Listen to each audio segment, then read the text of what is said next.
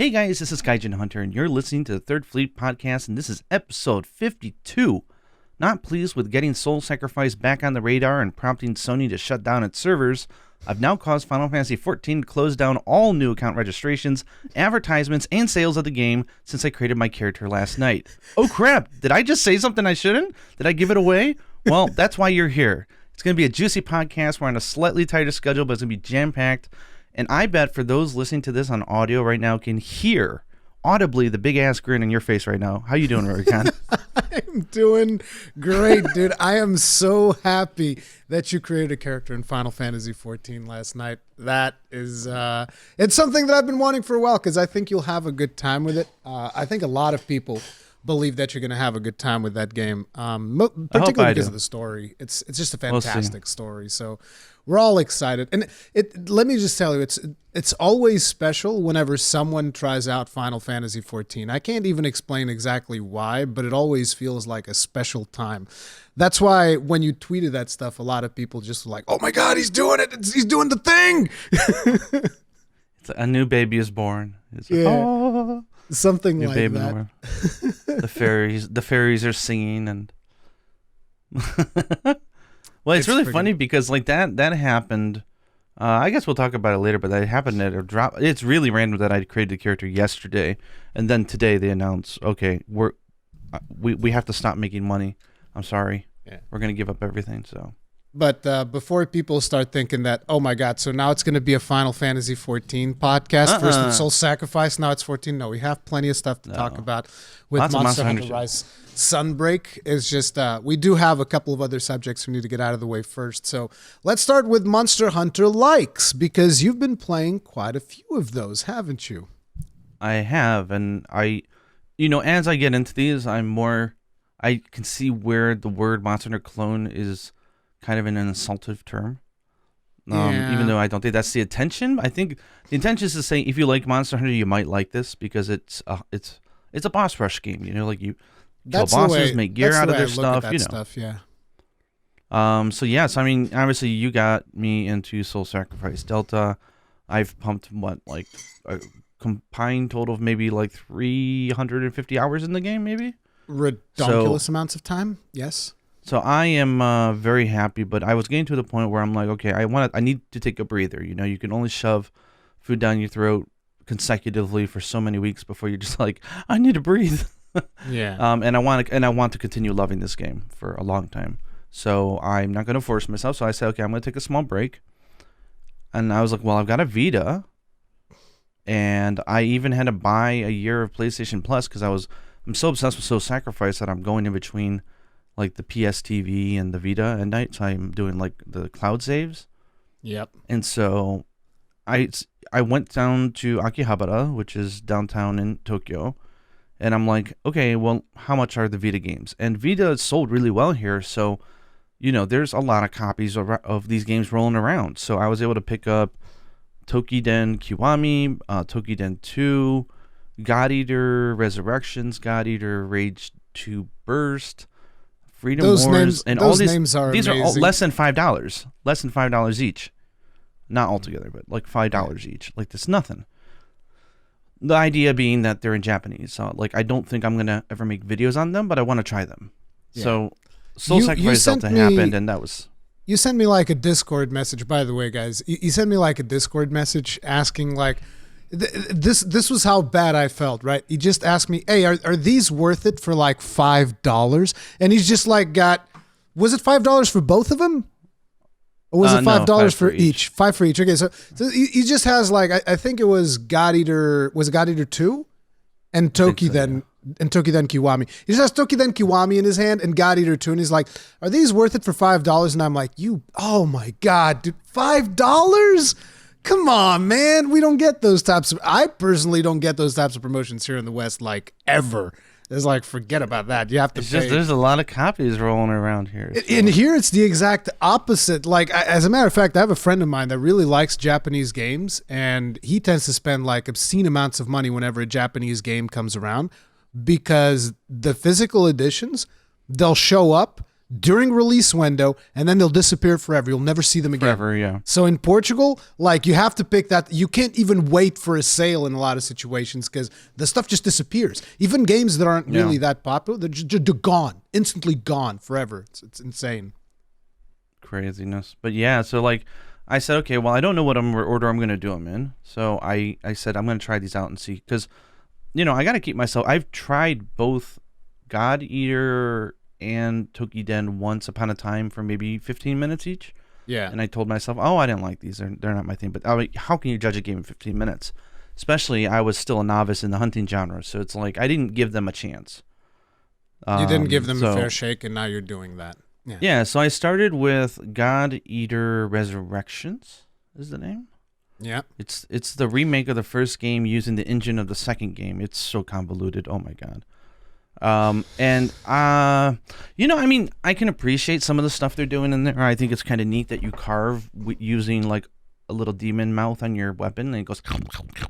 It's not really carving. That's like powering up your gun or whatever it is. I forget exactly how it works, but I do remember that the kind of like the cycle of that game is like, look, you do the chompy thing to fill up your gauge, and then you power up your gun, and then you shoot your gun a couple of times, then you go back to melee. So it has no. What I mean is, it has that, but when you kill a monster, you also do chompy thing to carve the items off. Oh yeah, that's right. You do that as well. Yeah, I had forgotten about that. Yeah, it's been a while since I've done God Eater.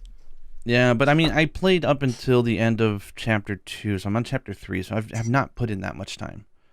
And I just realized that I wasn't feeling it, but I don't know if it's the game or it's not the right time to try it, Yeah, it might be that. It might be that. So I said, I'm going to put it down for now. I'm not writing it off by any means, because I do love like switching between gun and sword. That's a cool mechanic. I don't care about the story, and it feels pretty rough around the edges, but there's a lot of people who say it's a really good game. I'm actually I feel like I'm on the other end of the spectrum when it comes to God Eater, which is like, sure, I kind of like the gameplay, but I actually find the story more interesting than the actual gameplay. Because the biggest problem that I have with God Eater, and I've made a video about this, and people have slammed me for it. Like, I've gotten a lot of negative feedback. This was during God Eater 3, where I really wish they would do a better job with the animations. I feel like the animations is what takes me away from that game a lot of the times. Like, your character wields weapons like they have almost no weight. And I don't want to get too deep into this. They have really weird, awkward stances, and there's also really bad targeting issues, I noticed. Like, when you're locked on an enemy, you'll whiff half the time if you're in the middle of a combo, because the things they don't feel very, strung together really nicely. If they just had someone go in there to brush up the animation so that they were smoother, looked and felt a little bit more realistic. When I say realistic, I mean that with an asterisk, I mean fluid. More than anything. Because one of the things that people have told me, because like I've received a lot of feedback when I talked about is like, look, this isn't Monster Hunter, all right? They're not trying to, convey the same sense of like, oh, you're swinging great swords, so it has to be slow. So like these characters will swing great swords like they're butter knives, and it's like, well, I get it, but it's just the animation isn't giving me that vibe. Because I have nothing against you swinging like a great sword super fast, but you got to make me believe it. That's the thing. And I don't know. There's just something about the animations that just always took me off. But I think that for the people that enjoy that game, my experience is they really enjoy that game. Both the original, the second, the third. Clicks hard. Yeah. So I will give it I will definitely give it a shot. And plus, I still have Rage 2 Burst to play.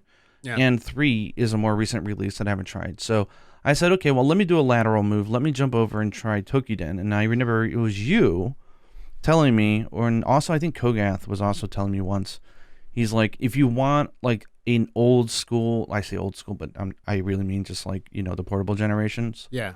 Like you want a good old Monster Hunter experience, like small town, you got your chief, you've got your blacksmith, you got your house, you got your, you want a comfortable game that you already know the format, but it's unique enough to really have its own spin.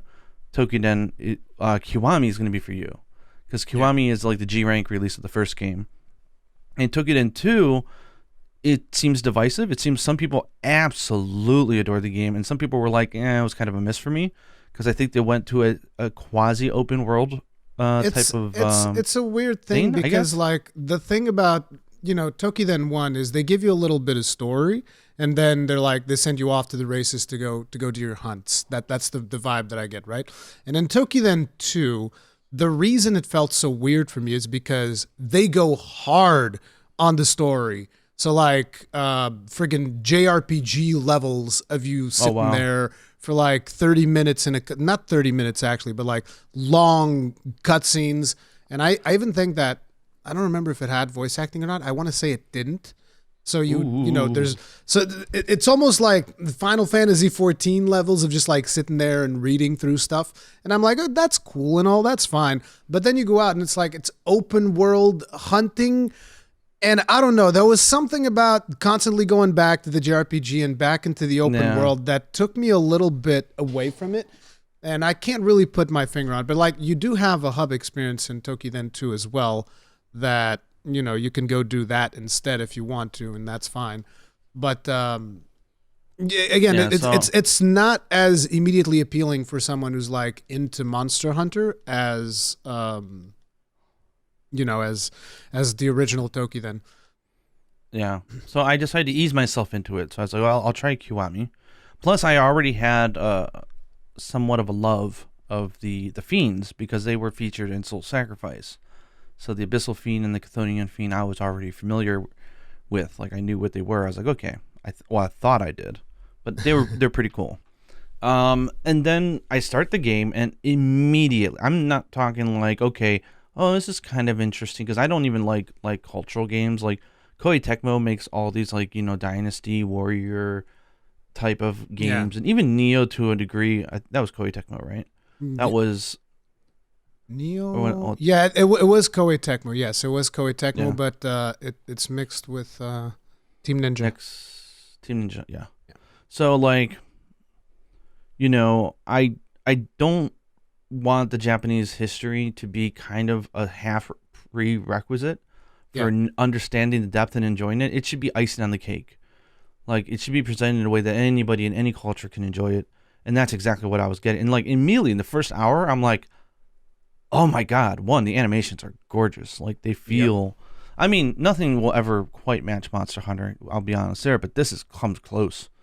But the thing is like, the weapons are so inventive, and they're so different than what you think they are. And it's all these weird little mixes of styles and stuff. And, the characters I really enjoyed, they got really good waifus. That helps a lot. The soundtrack is fantastic. And I fell in love in the first day. I played, what was it, like 3 hours? I'm like, wow, my first PlayStation is 3 hours. That means that I'm feeling it. But the thing is I immediately went back after taking a shower and didn't go to bed, and I played another 3 hours. Yeah. So my first play session was really 6. Addicting. It's really addicting, and the thing is, so like Monster Hunter requires like a significant amount of investment on the player's part to understand, like, okay, so I need to get grass to make a potion. I need to get like honey to make a mega potion. I need to do all of these things. And this game just like removes all of that. So in a way, it's actually interesting when you think about it, because it almost feels like the direction that Monster Hunter is moving now, with Rise removing like cold potions and making certain things more simple. It almost feels like the preparation, it definitely feels like the preparation aspect of Monster Hunter games is taking a step backwards with every iteration, whether you like it or not. We're not going to discuss that at this point.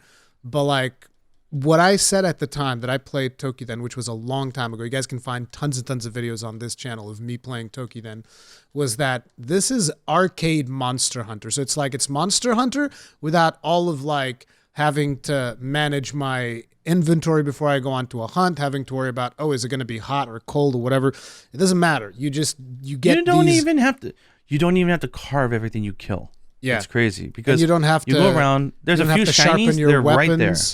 You don't have to sharpen your weapons or do anything. Yeah. You kill stuff, and then your teammates, when you go over and you kill a body, you just hold R and absorbs their soul, just like Soul Sacrifice. Yeah. But your teammates do it too, and the AI is really smart and very powerful.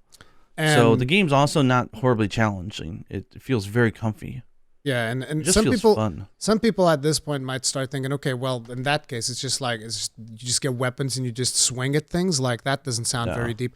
No, because there's a system in there which is the Mitama system, and that I don't remember exactly all the Mitamas. Gaijin will have this fresher in mind than me, but I remember that there's like different types. So there would be like a support Mitama that you could use that would help you support other players. There'd be like a spell casting Mitama, which would be really Yeah, good if so you were playing like from For range. people are like, what the hell is Mitama? Like, just so you know, think of it as like a decoration for your like a slot.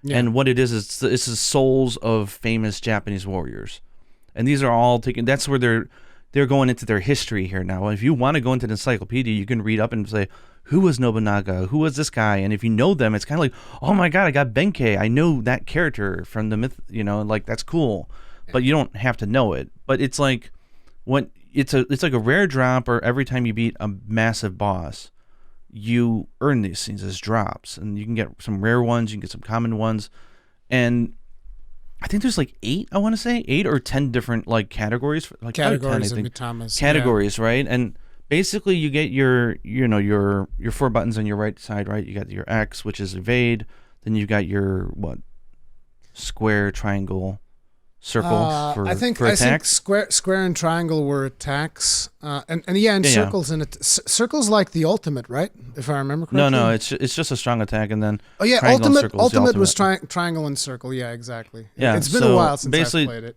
Yeah, so the way the game works, it reminds me of Soul Sacrifice in that you just hold down R, and it goes shoop, and it toggles over to another sheet, and that's your spells.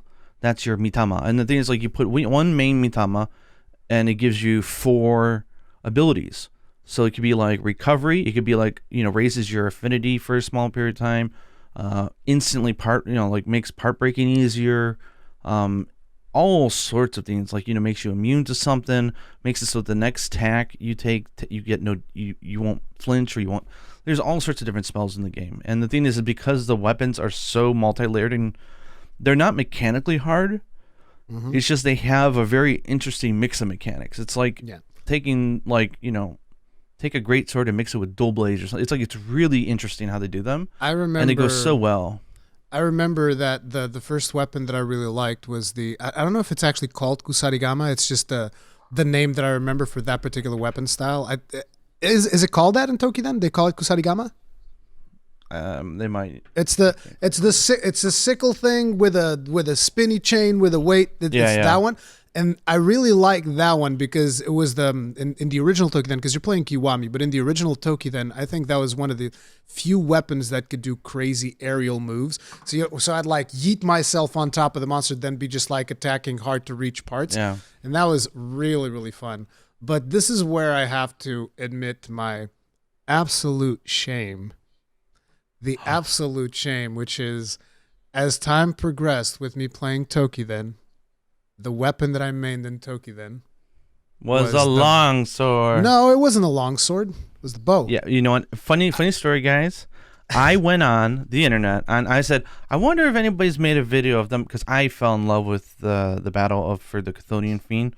It's so damn fun. Like, it is. I want to do it like 100 times. It's like, with All Mother. It's just fun. And so I was doing it. I was like, I want to see some other people doing it and their reactions. And I saw your video came up. So I opened it, and I'm like, he's using a longsword. I was like, I just found his dirty secret.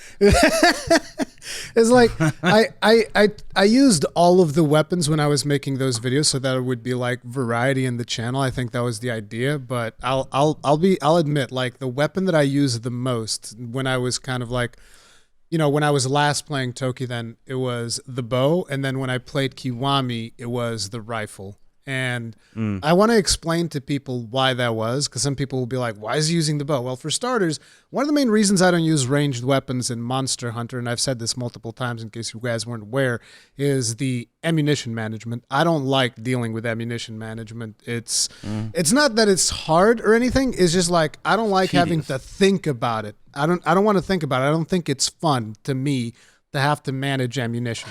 So that's the reason why I don't like using ranged weapons in Monster Hunter. That's the reason I don't even do guides for ranged weapons in Monster, because I just don't play them.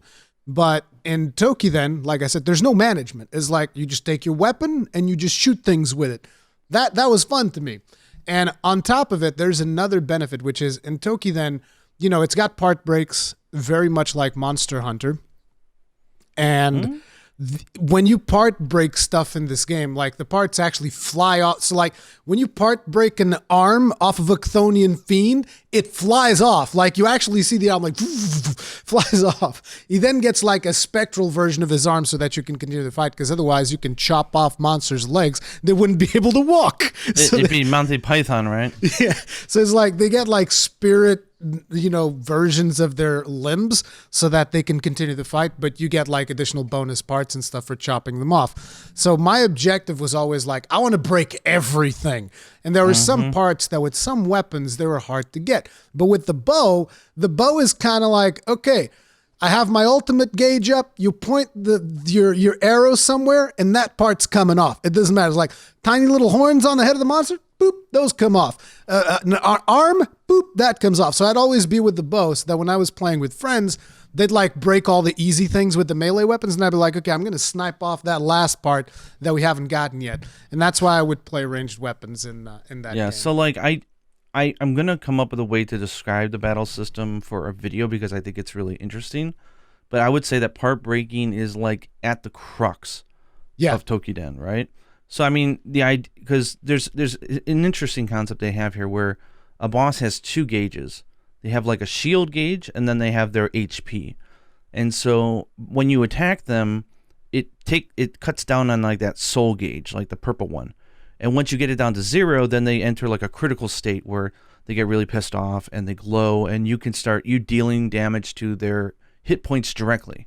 And then once they run out of hit points, they're dead. And then after a certain period of time, they'll go and they'll regenerate and go back, and then you gotta get whittle them down. So what it sounds complicated, but it's not, because what happens is when you break a part on the body of a monster, it throws them into a critical state so that you can start damaging their life points. Yeah. So if you don't want to break all the parts, you could just break off like their left leg, and then after you collect the piece, and what's funny is if you're slow, the monster will regenerate it and take it back, and then it's even more powerful. But the idea is that do they have to travel over back to the piece? I forget if that's the case or not. No, they don't move. They just regenerate it. Okay, so you have to carve it in time, or they'll. You don't have much time, yeah. So you just go over there and you hold R, and it's almost like like an exorcist, like you're purifying it. You just a circle of light, and you and all the NPCs can join in and actually and purify. Now that you've said that, that's literally what the game tells you. It's like these are cursed parts of monsters, and you're purifying them. I had forgotten all about that. Yeah. So what's interesting is after you purify it, that's what gets you the item. So it's a carve, and then like you were saying, then it becomes a phantom part. And a phantom part, if you attack a phantom piece, it doesn't matter if they've got the shield up, the weird mode. It's always damaging their hit points. Yeah. Like it's a direct link to their soul now, and you can just That's not fun. You want to break everything. You don't want to be attacking the easy. You want to break parts. everything. So the cool thing is like every weapon has like an instant part break attack, which is great. So like your gauge builds up and it builds up, and then like it glows, and then you just press 2 buttons, and the distance and everything's different for every weapon, but it will instantly break off a part. And it's so fun because you can like if it's got like a mind's eye thing where you can hit a button and you can see like a color indicator of all the broken parts and how far they are close to being broken. Then you can do like this crazy wide slash and cut off like 3-4 parts all in one hit. And then you're also in there, and as you get them, the parts spin in the air, and you got like all these arms and legs spinning, and you're like, that was one of the things. That was one of the things that I always liked, is whenever you broke a part in that game, it felt so visceral, the way that it just like pops off and spins and it's very Japanese anime, like, I chopped off your arm, it's like and there it goes. It's fun. And then I mean it's a little bit of a slow start. It feels a little repetitive because they're trying to get you into it. But once you get to like the Chthonian Fiend, like chapter 5, holy crap. And the cool thing, I love the way that they do the weapon honing in that. Like, I don't want to go too on about this game, but like as you use a weapon, when I say use, I'm talking like one hunt. Let's say you just you killed Rurikhan and you got the Rurikhan axe. Sorry, I'm using you as a monster. I'm a monster now? Okay. So I take his axe and I go out and I beat another monster with it. when I go back to the forge, there's like a little experience gauge on it, and it's usually filled up all the way after 1. Then once you're like level 5, it'll be like, every other hunt. But you can then for free upgrade, and he'll refine it and go bing, bing, bing, and raise the attack by like 5 every time. Yeah. And you can get it all the way up to like plus 10 or whatever. So you start really caring about the weapons you make, and there's ways to use items later in the game to speed up that process. And there's elementals in the weapons as well, right? If I remember correctly, yeah. Like there's kind of like, and the elemental is actually kind of a big deal because I seem to remember always having opposing elements and whatnot. Like, you guys need to understand one thing. Like, before I really got into Monster Hunter, I got way into Toukiden because back then I didn't have a 3DS, and while everybody else was playing Monster Hunter on their 3DSs or their Wii U's, I was just like looking on from afar, like, that meme of someone in a window looking outside and everybody else is having fun. You're just like stuck inside your home. And like inside my home, there was Toukiden. It's like, we have Monster Hunter at home, and then Monster Hunter at home was Toukiden. But it was actually good. It's not like the meme where stuff is bad. So I got really into Toukiden. Yeah.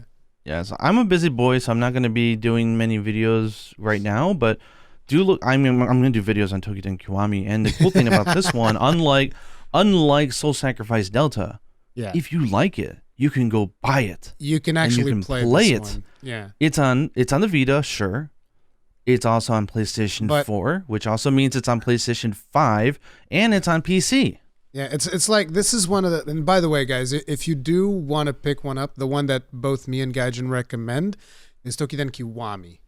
And then if you really like Kiwami, I will play 2 later, and I think we'll see if I love it, but Kiwami, I love it. Kiwami, in my opinion, is the better one. Like, I've played not a decent chunk, but I've played enough. I've played enough of 2 to be like, I like Kiwami way better than I like 2. That was an easy thing for me. But it's like, that would be the one that we recommend if you guys want to pick that up. And it's nice that Toukiden, unlike Soul Sacrifice, it didn't die on the Vita, which it really sucks to say this, but Soul Sacrifice basically died on the Vita. Like, they're closed, or did they already close the servers, or are they closing them soon? They're 24. Then I want to let people know they're only taking 24th. Yeah, on Christmas. Happy Christmas, guys. Hey, Sony, what are we getting for Christmas? We're shutting down your Soul Sacrifice servers, but isn't it the season to be jolly and giving it up? No, we're shutting it down. We're shutting down your happiness. You don't deserve happiness. That and Freedom Wars, they're shutting down their servers. Now, to their credit, they have both of these running for like 7 years, which is good in Sony terms. Yeah. But I do want to say here, though, that if you are on the fence of getting Soul Sacrifice Delta, I don't know whether you'll be able to download the DLC after they turn off the servers.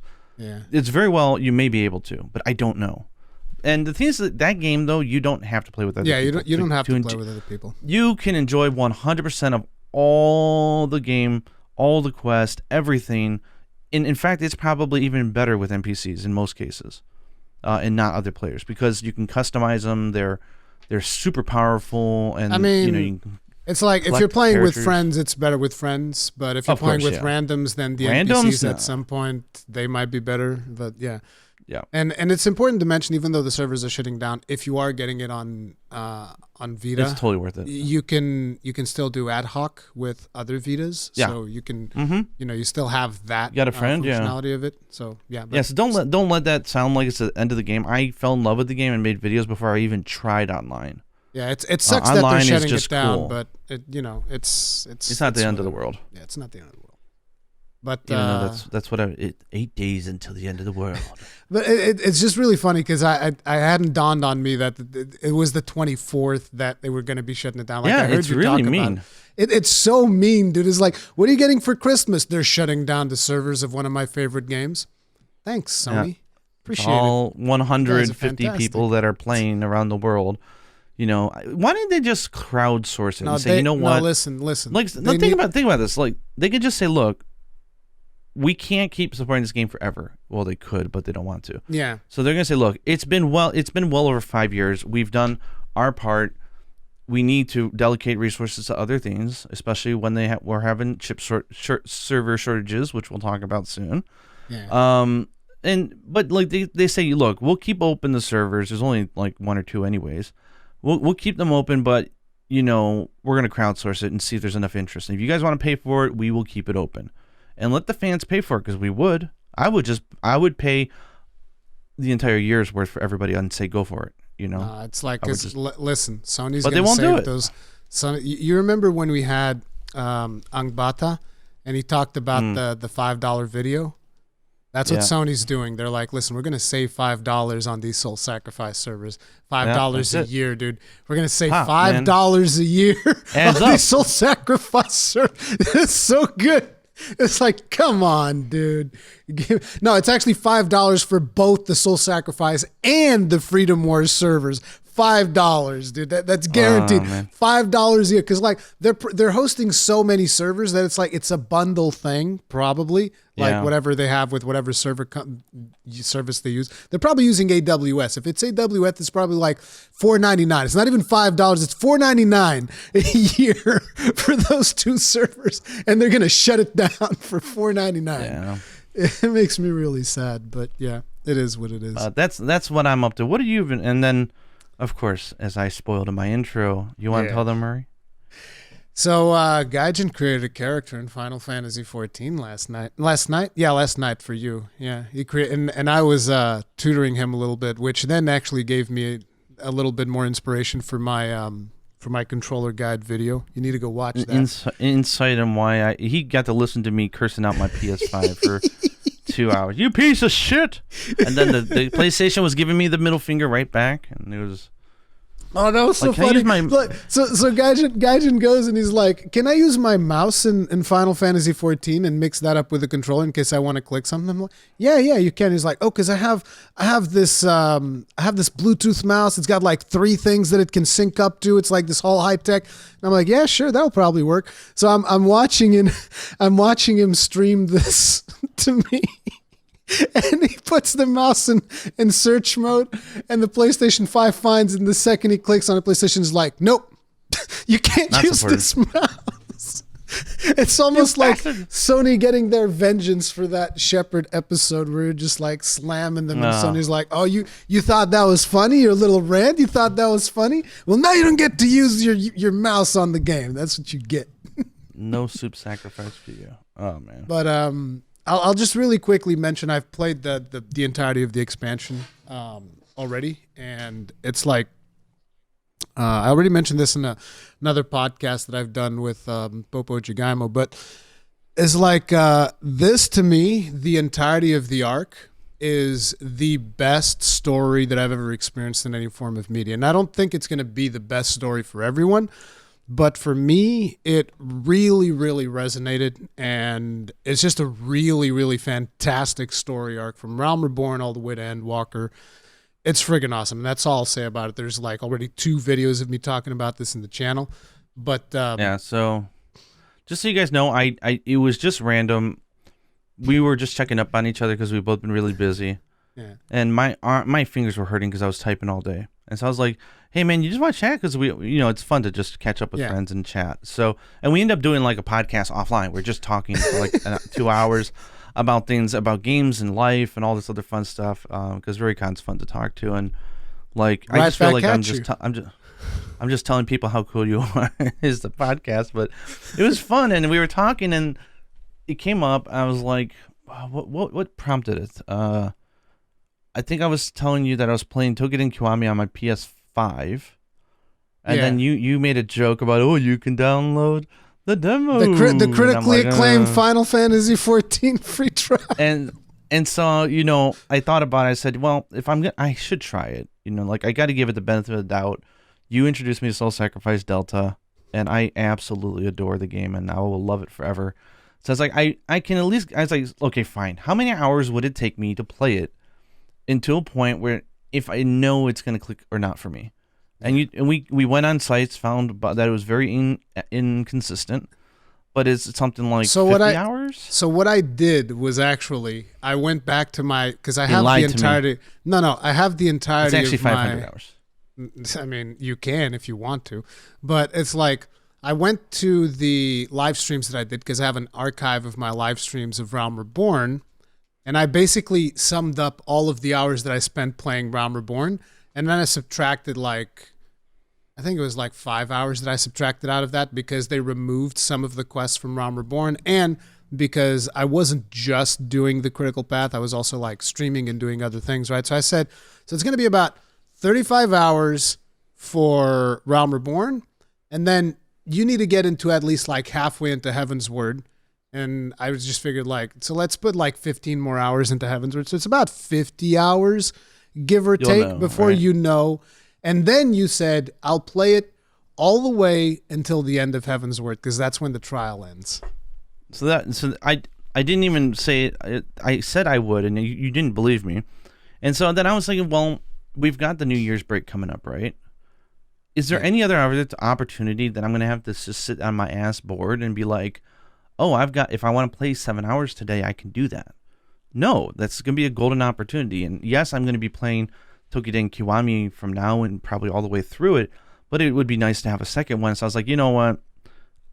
You've done me a solid. You got me on Delta. I will return it, and I will say, fine, I will try your beloved FF14. So I said, you know what? I don't want to get into a situation where you're gone for the holidays.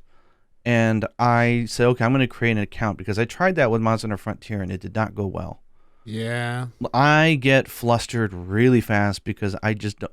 You give me all these little pop-ups and windows, as you saw last night. I get really flustered and I don't like it, and I get confused and lost. And it's so frustrating. Here's another interesting tidbit. For those of you that didn't know, Gaijin never played a tap targeting MMO. So like trying to explain to him like, why can't I just press the button and it attacks? Because your target selection is something else, like that's 1,000 miles away. You're not going to be able to attack. You have to select your current target. It's like, yeah, because it's not an action game. It's a tap targeting MMO, and that's then I'm getting like different. hit by stuff, and I'm like, what am I supposed to do? Just run away from this big red circle? And he's like, yes. Exactly. You run away. You don't get. And he's like, hits. oh, dude. Okay, you're almost dead, and then someone ran right past me and healed me like a good person. Yeah, because that was very nice of them. You have the little sprout symbol on top of your hand, and the Final Fantasy. People are very nice. They're going to take care of you, guys, and you're going to be fine. Yeah, so I decided, why don't I create a character now, and then if I have problems, I'll just delete the character and redo it. I was thinking, right, as a video or something maybe. I said, well, why don't I just do it now while I've got him around and ask him just to set it up. And then, because I don't know anything about any of these games. And this is why I didn't stream yesterday. Sorry, guys. So it's just because I wanted to talk to you. And I said, hey, what's up? You want to catch up? And we're just chit-chatting. And it led to one thing, led to another. And then I'm like, okay, let's make a character. And you were helping me figure out how to get a server and find one that... So Japanese servers are changing every, like, 5 seconds. It says it's open, then it says it's not open. Yeah, the character then it's open, then it's not down. open, and so I'm like, oh. And you're like, quick, okay, Ultima's open, go for it, go. And so I saved my character that I made, and we got me in, and then I ended up playing. You walked me through trying to set up the menus, and at least just telling me, here's how you do a critical path mission, and here's how you do a class mission for your weapon or whatever. And I was like, okay, cool. And I'm like constantly screaming and messing up buttons, and we're dealing with the Discord delay, and it's so funny. You're like, no, press, no, go what left. Did you press? No, go right. Oh my God, why did you press that? No, go back. Wait, what did you press? I don't even know how you. What? And I'm screaming the whole time. How do I get rid of this damn chat window? And you're like, dude. This is an MMORPG. You're supposed to use the chat menu. I'm like, get it out of my face. Talk to people. He's like, no. So I minimized it as much as you can't get rid of it, but I minimized it really small. Yes. And oh my God, this is hilarious. So someone might actually know how to get rid of it. Like, there's probably some way of actually let me know in the just comments. straight up. PS5, no hacks. Let me know. My Lily Bloodbath is my character, and she is adorable. She is a, what would you call it? I guess they're called lalas here, but they're potatoes. She's a potato. Yeah. He made a potato. And she's got the strut, so you don't get in her way, man. She reminds me of, you ever see that like that video of the guy who was like working from home and reporting on like North Korea situations or something, and like his daughter walks in the room swinging her arms all like hum, hum, hum. The wife jumps in and there's the babies entering the room and it's it's like total mayhem.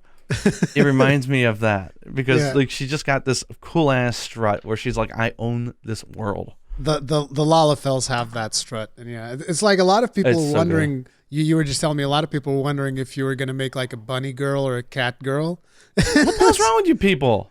Why would everyone's like, oh, you're gonna put on the Playboy suit or something like the bunny ears and the. I thought you were gonna make a bunny girl. I'm gonna be real, dude. I thought you were like. I mean, hey. Why would I do that? Because you know the screenshots you send me of your Monster Hunter characters. I'm like, yeah, he's probably gonna make a bunny girl. Like, I'm sorry, dude. It's just like.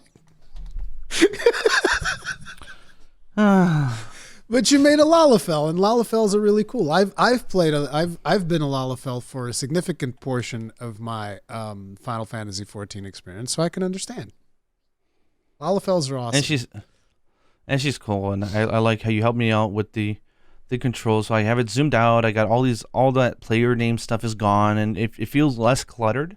Yeah. It feels a little bit more manageable for now, and we're talking like the first hour of the game. So like this is nothing but, but we got me to level 5, so I'm good. I'm set now. I'm not going to start playing it yet, but I'm set now for the holiday break. Yep. And I love the fact that people are all like, you better prepare for the queue times, man. It's going to be horrible. I guess like, okay, people weren't aware. People weren't aware of the fact that I got Japan privilege. Japan privilege. So like, I went on today at 6 p.m. prime time. I'm like, I wonder how long it's going to take me to log into the server, and I wanted to make sure I could. Yeah. And it was like people in queue 5. I'm like, it's going to take me 30 seconds. So let's talk about this. This is it's kind of like right now Final Fantasy XIV. It's suffering from being maybe too successful. A part of it, I think, is definitely because of the fact that, Asmongold, who is like big, huge streamer, he all of a sudden started playing it, and tons of people obviously followed in his wake. And that actually, in a lot of ways, it can be something where people are just like, it'll be a spur of the moment thing, and they'll try it out and they're like, well, my streamer's playing it. I'll play it while he's playing it. And the thing is, people start playing and they're like, oh, wow. This is actually really good. It's like, because they've been playing World of Warcraft for so long, they don't know anything else. And then they start playing 14, and they're like, this is really good. I really like this. And then now that they're going to stick around, and they're going to keep playing it pretty much, until. Well, they say in the industry, your DAU and your MAU is going up. Yeah. And what happened was it's just like a flood of people started going in there. And so let me tell you what Yoshi P did. Yoshi P is like, okay, when they launched Endwalker, there's too many people that are trying to play our game, and they can't play our game because of these queues. Because like, if you think the queues are bad now, they were way worse around the launch days. And Yoshi P is like, okay, you see those servers that we use for development? Yeah, grab those, flip them to live. Yes. He just flipped all of the development servers to live. To make up for the staging servers, right? Which is crazy. Yeah, it's insane. He just grabs development machines, put those to live so that players can play, and we'll figure out how to develop the game without those servers for now. It's insane because like they still have their content schedule, even though they don't have their development servers. Like they're still releasing the raid on the 21st of December, which is insane. I have no idea how they're gonna do that. Like they got some black magic going on there. Why are they doing this? Are they purposely making lines? It's like, no, they can't buy servers. You can't buy, like I said, it took me 2 months to buy a computer, to find the parts that I wanted to make a computer. It took me 2 months. There is a massive shortage. It's insane. And people now, because of, it's a combination of everything, by the way. It's not just like one factor. Like this one, most countries don't manufacture their own semiconductors and chips. Yeah. They all consolidated like, hey, what's the one country we can do it cheaper than our country? And they all went to places like, China and stuff. And Taiwan. And they didn't realize that this is actually a very high-tech skill. Yep. And so now, even if like the countries wanted to have their own factories, they couldn't do it because they don't have the expertise. Yeah. This is not like farming. This is real. Well, farming's hard too, but like it's really complicated. But it's like when you think about it, like if you consider that it took me 2 months to find parts for my computer, right?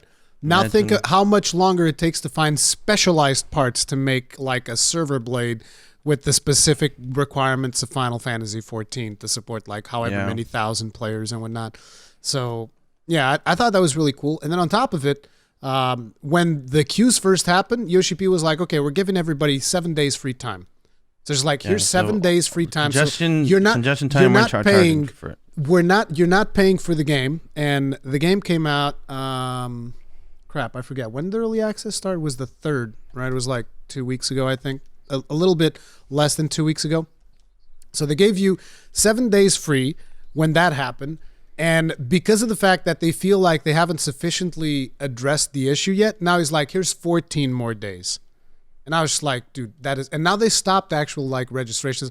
That was you, Gaijin. Like, Gaijin tweets about it, and they're like, okay, Gaijin Hunter's coming in. Okay, we got to shut down the servers. The floodgates are opening. This is crazy. Shut everything down. They're not selling the game anymore. There's no more marketing. Like, this expansion came out 2 weeks ago. They're canceling marketing They literally campaigns. turned off the lights. Yeah, they're like... But the amount of money they are throwing away just to take... because they don't want to lose the fans and they feel that it's betraying the fact that it's not smooth enough for them. They're doing everything they can, and the fact that they're not taking the money for people who are playing it right now. Yep. No Western company would do that. And by the way, when you say right now, I'm literally playing right now. I'm mining right now in the game. I'm literally playing right now. So it's crazy. So like the sheer luck that I was able to go in randomly and make an account before they said, you know what, we can't get this under control. We're gonna no more registration for free trials. So the critically acclaimed demo that we can play extendedly for 70 hours, whatever, for free is not available right now. Yep. You can't make a new character, and they've even stopped all advertisements, and they're stopping all retail sales. You know how much money they're losing from this? It's crazy. Most companies will say, just tell people to be aware before they buy it, and tough luck. Yeah, exactly. No, but it's like, this is something that they've brought all the way from like 1.0, because like, that 1.0 in Final Fantasy was really bad. The launch didn't go as well as they would like. And then, because of that, when Yoshi P came in, he just said, okay, so here's what we're doing. Nobody has to pay for the game right now. We're not selling the game right now. And, let's start fixing it. So while he was remaking ROM Reborn, he basically he was fixing 1.0, which was broken beyond belief. It was unsalvageable. But even though it was unsalvageable, he was still fixing it to make the experience better for the people that were playing. They stopped selling the game. They made it free for the people that had bought it to play it, so that they would have a base for whenever they'd be ready with the new one. And at the same time, he was in parallel developing a ROM Reborn, which is just like, dude, that is insane. That is. But you want to talk about the Asmongold effect? I was watching a video of him seeing the end of the world, and then they had like the names of all the users that had played on the server, which I thought was cool. They're called they're called the Meteor Survivors, because they're the ones who survived like 1.0. There's a lot of references to those players. They even get like a special tattoo, like on the back of their character, because they've played 1.0, and they pay less for the monthly fee. Wow. Yeah. Like, crazy. So if they're called, I think, legacy accounts. So if you have a legacy account, someone who's played 1.0, you basically like permanently have a reduction on your subscription fee. Wow. That's retaining loyalty, but it's crazy, man. So hats off to them. That's just crazy. I feel bad for them because they should be making some rightfully deserved money, but they're having problems because this semiconductor shortage is killing everything right now. Yeah, it's like it's one of those things. Like we always talk about, we don't talk about publishers anymore. We talk about development teams, right? So when we talk about Monster Hunter, we talk about the Monster Hunter team. We don't talk about Capcom. Yeah, we're not talking about the Street Fighter team. They also have Street Fighter. They have other things, which, if you like those, that's cool and all. But it's like, for us, we're about the Monster Hunter team. When we talk about, like, I don't talk about Bandai Namco. I talk about From Software. I ain't touching Street Fighter anymore. Yeah. Well, I never touched it much to begin with, but I've made a rule. You start getting into NFT shit right now. Yeah. I'm not playing your game. I'm not playing it. And I'm going to do it by team basis, not company by company. Yeah. And Street Fighter's doing it. They're out. And now you got all these other bastards doing it. Ubisoft's embracing. Even their devs are like, what the hell? They're not on board with the whole thing. But yeah, crypto's not helping anything. Crypto, everything's bad. But like, I just hope that eventually the thing starts. Yeah, I hope that things start like becoming regularized because it's such a worthwhile experience to play, in my opinion. But yeah, it's a shame, but it's also like this is gonna go down in history. Yep, very much. And people are going to and people are going to be so happy with them. They're going to shower them with microtransactions, whatever they can buy once they're able to. Yeah, this know is what? a way of saying thank you, right? That's a good point that you make. Now I have the justification to buy a store mount that I'm against, which is they've made a store mount that's called whatever. It's basically that there's a raid boss, and they made a raid boss into a mount, and then they sold it on the store, and I was like, this is kind of shady. I kind of don't like it. Now it's like, well, you guys did give me 21 free days of playtime during one of your biggest launches ever. Tell you what, I'm gonna go buy this mount. I'm gonna go give you some money, I'm gonna go buy that cruise chaser now. Like, I feel way better about buying that cruise chaser. That's actually a good point that you make. I'm gonna do that after this podcast. I'm gonna buy the cruise chaser. I don't give a damn. Because you can feel good about it. Because it's something you want. It's like a guilty pleasure, but you're supporting the team. Yeah, and they're taking care of their player base, which to me is the important thing. But so whether it'll click for me or not, we'll find out. Yeah. But I think that you want to leeway into Monster Hunter. So a couple of weeks ago, pretty much 2 weeks ago, I made a community post on YouTube because I had been talking with Jacob. This was when we did the Jacob episode, and I was talking with Jacob, and he said he probably wasn't going to be able to make it for that week. So I was like, okay, so let's get some community topics going, and I made a community post on YouTube where I asked people what is the thing that they would want to see the most for Monster Hunter Rise Sunbreak. And there's some interesting stuff in here. But so I gave Rondine's sister in my room. Exactly. I mean, Rondine. It is what it is. No, Rondine's sister. Yeah, Rondine's sister. You can have Rondine. No. Rondine's sister, because she's a sword and shield user. Dude, we haven't even talked about the trailer. I know the podcast. the teaser. I was just thinking about that. We haven't even talked. about we should talk about that first, and then let's go through then we'll talk about the urgent quest that I made. Rondine's. I'm not going to swear, but her sister. Good God, she's hot. I'm just saying it right now. She has an energy, and her voice acting is really good. The model looks great. The curls on her hair is badass. Her armor's badass. The dark soulsy European music in the background's badass. Like it checks every damn box. I mean, I'm like, oh. After you see that trailer, you pretty much get the idea. Like, if you think about how Monster Hunter Rise was about, yokai themed mythos and all of that stuff, then you know that basically Sunbreak is going to be about Eastern European themes, because you already have the vampire monster essentially, and now you have the werewolf monster. I'm wondering if we're going to get a Frankenstein monster. I'm expecting a lot of Don't even say the equal dragon weapon. I didn't. You said it. I didn't. That was the joke going around. What if they did do that? I hope it's a fun fight. Weapon. No, but it's like I don't think they're going to touch the equal dragon weapon. I don't think it makes a lot of sense. It's going to be more like Halloween type things. I feel that Eastern European Frankenstein bats and whatever. Those are the type of things that I would expect to see for this expansion when it comes to new monsters. That's definitely the vibe they're giving. When you see the trailer and you see them going on the ship to whatever the new hub is going to be, you can clearly tell that is going to be a castle as well. So big mountain range, and it's not called El Gato, it's El Gato. I love how everyone was making El Gato themselves. Did you see the El Gato? Yeah. El Gato themselves, they tweeted, it's like, hey, great, we made it into Monster Hunter Rise. That's really cool. But no, I mean, it's not a trailer. It was a teaser. We actually haven't even gotten the first trailer yet for the game. So So you want to know an interesting thing? Gado, in Portuguese and I think in Spanish as well, basically means cattle. So if you were to separate the words el and gado, it would be the cattle. The cow. The cow. No, the cattle. The cattle. What's the difference between cattle and cow? Cattle is just like, you know, you can have a cattle of sheep. Cattle. I thought a cattle was a name. Oh my God, I'm showing my Cleveland roots here. I thought cattle was a name for a cow. I didn't know it was like a flock or like a word. Yeah, it's a flock. Cattle is like when you have cattle can be a group of cows, a group of sheep, a group of like, you know. Are you serious? You weren't aware of this?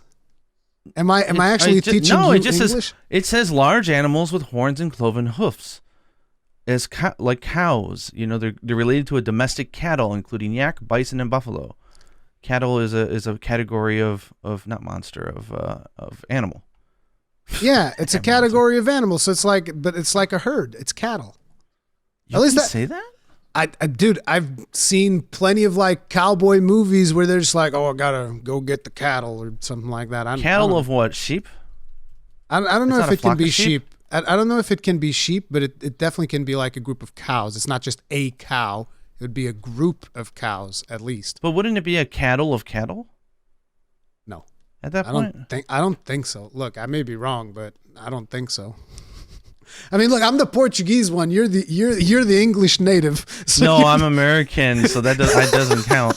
so if you're American, it doesn't count. You think we know proper English? Come on. I'm not sure that's the way that works, sir. We would say like a group of cattle, but I guess cattle of cows might be a thing. I don't know. That's cool. I did not know that.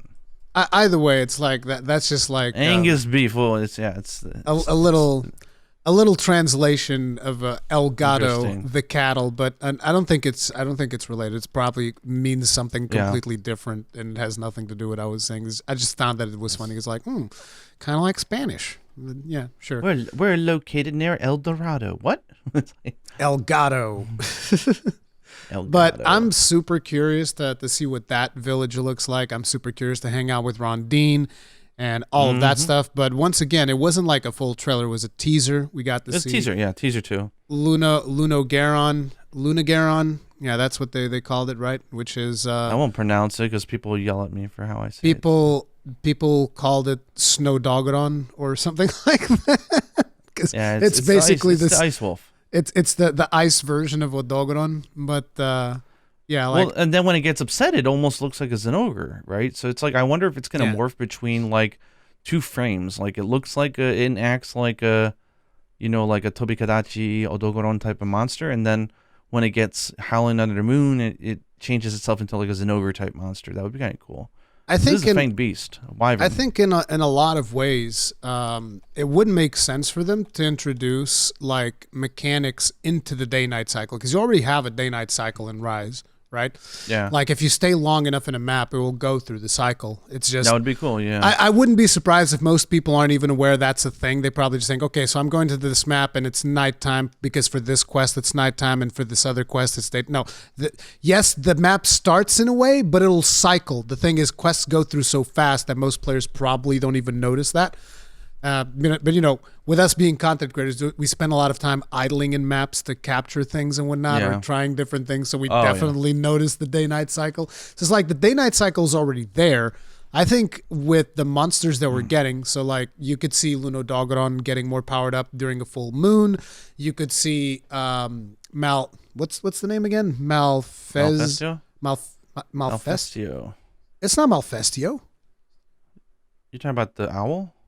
No. Oh, you're talking about the flagship. Sorry. The flagship. Yeah. What's the name of the flagship again? I forget. Malzeno, maybe? Or? Malzeno. Yeah. So Malzeno. You could see nighttime being effective on Malzeno as well, with him like getting weaker during daytime, for instance, because, you know, he's like a vampire. So it's like the sun burns him or something. Maybe he has to try and fight more in the shade and maybe lead you into caves and stuff like that. I think that would be an interesting mechanic, and it would add some stuff. It could just be that they're teasing us and they're just using the coincidence of the nighttime with these monsters to show off like the fact that they're inspired by monsters. But it's like there is one common theme between the two of those guys. Have you noticed? they both can run up and scale up complex terrain. Yep. And definitely. I'm like, okay. And then they made a tweet saying they're going to improve the way that hunters run on running? walls and terrain. So I'm like, oh my God, we're going to be wall runners. It's going to be parkour between the monsters and the hunters. That's going to be sweet. That is going to be freaking sweet. Can you imagine if you don't even need to do like the weird like phantom shot of your bug? You just run to a wall and you just jump up it and you just start running like a dog up it. Like, And for people that great. don't know what Gaijin's saying with the phantom shot is like, even if you don't have wire bugs, you can still climb walls by just running up to the wall and doing the same thing that you would do if you have a wire bug. Your character does a little jump and then grabs onto a wall and starts running. So even without wire bugs, you can go into walls, but you still have to do the animation. So what you're saying we're is going to put Ezio to shame, man. He's going to be so jealous. I mean, Ezio is already jealous. I mean, because and you want to know why Ezio is jealous? Because we have good games. And we might actually finally have a good... We might have the first monster that starts with Luna that's actually fun. Yeah, and it's like, wait, what's that a reference to? I'm losing it. What, Lunastra is garbage? Oh, okay. I was like, I mean, I don't think Lunastra is that bad, but sure. But it's like, Ezio has had the scene, the Assassin's Creed, become what it is now, which is a damn shame. But hey, it is what it is. Yep. But we can buy an NFT of him one day, I'm sure. Yeah, we'll buy an NFT of Ezio Auditore. It's gonna be great. Yeah, I will get that on the black market. It's called Save As. Yeah, but the thing about it is, even though they're teasing us, to me, it's like I think it would be a waste for them not to use some of these as mechanics because it just makes sense, right? You just get like some of the stuff from the Eastern European mythology and just be like, okay, so this guy's actually going to be kind of like a vampire. So he's going to lead you into caves whenever, the sun comes up and whatnot. And then when the sun is down, he goes outside and he gets way more powerful. So it will be... Here's a weird idea. What if the endemic life also changed with the life cycle? For example, I was thinking about this the other day. It's like you got wire bugs all over the place, already? Right? Like extra ones, right? Like... at nighttime, are there more wild wire bugs out than during the daytime? No. Because that would be kind of cool, right? Because it's not like, the bugs come out at night, kind of idea. I don't know. Yeah. I could see it. If it's raining, then the frogs are out, get in a bath. Mm-hmm. Get some items that you normally can't get. It's like, oh my God, it's night. I'm going to Area 5. I got to go get that scorpion, like it's going to kick ass. I know that thing comes out at night, so... that would be cool. Yeah. Just or maybe we can grab the endemic life and throw it at the monster. So we grab the phoenix bird and we just chuck it. Take that. It's it considering that we clearly were not going to have more preparation aspects to it. Like that's not going to be a thing. It would be cool if there were things that if players were aware of, they would be able to take more advantage of those things like the endemic life at nighttime and whatnot. I think that would be cool, yeah. Here's another wild one. What if they're going to do like the B-rated movie thing where it's like they sent Rondine over, right? They don't normally go to other countries, and they sent her to try to get the guy who knows how to work with Tatara steel. Maybe it's like the silver bullet. Like Tatara steel is the material that can kill these things and break them out of this virus. I think we already discussed that, like the very first time that they revealed Sunbreak. I think that's one of the things that we talked about. Okay, well, that's enough of our round. Anyway, the teaser was, I'm going to make a prediction here because right. Predictions are fun, but I will say, you will never catch me saying, and I hope I'm not eating my words because someone's going to go through my Twitter feed and say, oh no. I don't think I've ever said it, but I called it. Like, I know that people are just excited because they're like, I knew it and it's confirmation. I'm so happy. But the way people say it reminds me of like the bullies in high school. Called it, loser. Hey, I was right, you were wrong. Get out of here, my face. I have trauma from high school, okay? So leave me alone. I can tell. I know. That's why I hate education. But it would be, I'm going to make a prediction that they are going to drop the first official trailer for it on January 13th. Okay. I don't agree with this. I think that the soonest we'll hear about it is going to be in February. I think that's the soonest we'll get, because I think that they're going to focus all of their efforts on Monster Hunter Rise PC during January. And I can see how Sunbreak is in a way a selling point to Rise PC, because they can go on and they can say like, oh, but this time it's going to be day and date, so it's going to be awesome. You don't want to miss out. Like, I get it, but at the same time, I still think that they're going to focus more on their PC campaign rather than getting people hyped up for Rise. So I think February at the earliest is when you're getting it. And maybe even like not February, maybe even March, because maybe at that point they'll go like, okay, let's do like a promotion on the PC version, and then talk to people about Sunbreak and whatnot, get them hyped up for it. It's like, get in now, and then you'll be ready by the time Sunbreak comes out. Something like that. But I don't know. I don't have any inside information. I mean, I have reasons for my guesses. One of them is the comic strip with Minato's drawings is coming back in January, and they specifically said on the Japanese Twitter, not the English one, that these are going to be focused on Sunbreak. And she's getting herself ready to drop. They have like no information on Sunbreak right now. Like, what are they going to make a comic strip about? Because her comic strips were about mechanics, like how to use a wire bug and do stuff like that. So I think they're going to drop. I was thinking originally that they were going to drop perhaps a trailer at the Game Awards, or just do a Capcom Direct, like a Monster Hunter show. Yeah. Do that sometime before the end of the year. Like, it wouldn't surprise me. But then you brought up the point that Rise is releasing on the PC on January 12th. Yeah, that would make a lot of sense to not do it right before that. Yeah. But then again, it would also make a lot of sense to do it right afterwards. Because it would give them the January window. I still think 13 is way too soon, dude. Like, if they were to do it, like, I think they'll do it near the end of the month or at the start of next month. When's quarter for Japan? When's end of March? End of March? Yeah, so they'll need to hype up whatever. 1,000% March, dude. March is the month. March is the month you get the next big trailer for Sunbreak, dude. 1,000%. No way. You heard it here first. And I will say I called it on Twitter. I don't give a damn.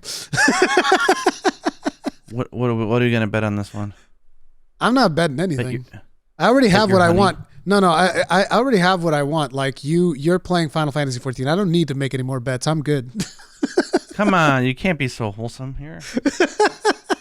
I have what I want already. I'm good, dude. I don't need to bet. Okay, well, that's enough about my yapping ass opinions. But you you did some interesting research with people, and you asked people stuff. I asked people about what was the thing that they wanted the most. So I said, urgent quest, what is your biggest feature request for Monster Hunter Rise Sunbreak? Answers in the next 2 hours may be featured in the next Third Fleet podcast. In hindsight, I should have typed answers in the next 2 weeks, because Jacob ended up coming to the podcast, and we didn't use any of this because we talked about Monster Hunter Dose, which a lot of people seem to have appreciated that podcast. Some people were a little bit upset. Some people are a little bit upset because, we brought in Jacob and there's still like some animosity towards this 3-hour video. And it's like, guys, grow up, people. Listen, guys.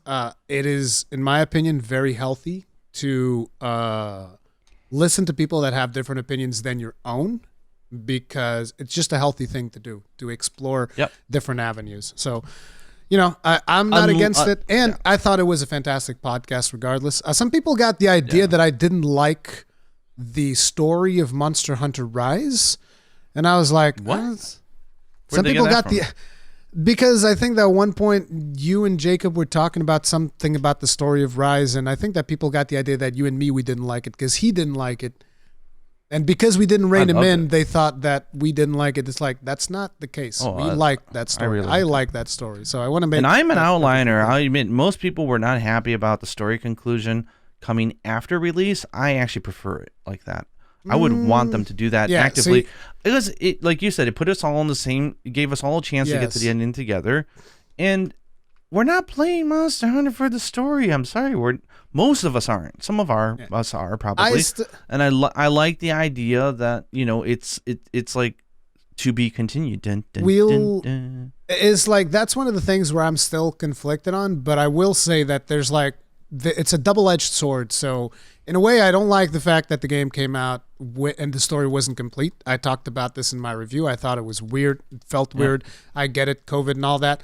But in another way, it definitely revealed a good part of it, which was people weren't able to spoil it like people tend to do. Boss fight database won't have a picture of All Mother right there on day one. Yeah, exactly. So that was, that's like the silver lining that I could see there, but I can understand that some people didn't really care for that, so it's whatever. Yeah. But both of us loved the story, in case you guys weren't aware.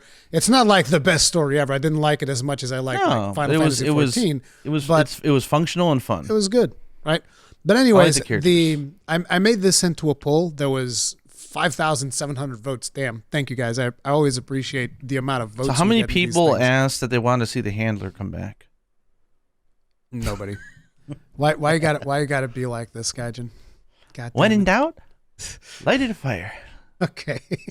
So the options were new Switch skills, harder rampages, sieges instead of rampages, prowler mode, or other write-in comments. And we're going to be going through some of these comments that I cherry-picked here.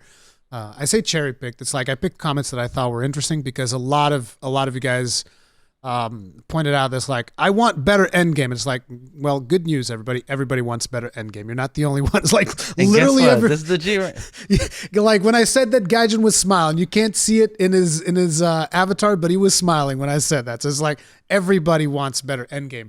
Just because we liked what we had doesn't mean we didn't want more of it. Okay, so everybody wants better endgame. I don't think that this is like a particularly interesting talking point. We could talk about what forms of endgame and whatnot, but like a lot of the comments were overwhelmingly, I want a better endgame. It's like, okay, I want a new monster. You're going to get a new monster. We're going to get new monsters as well. I want it to be more difficult. You're going to get it. We have G rank or master the results rank. of the poll were 7% of people typed other.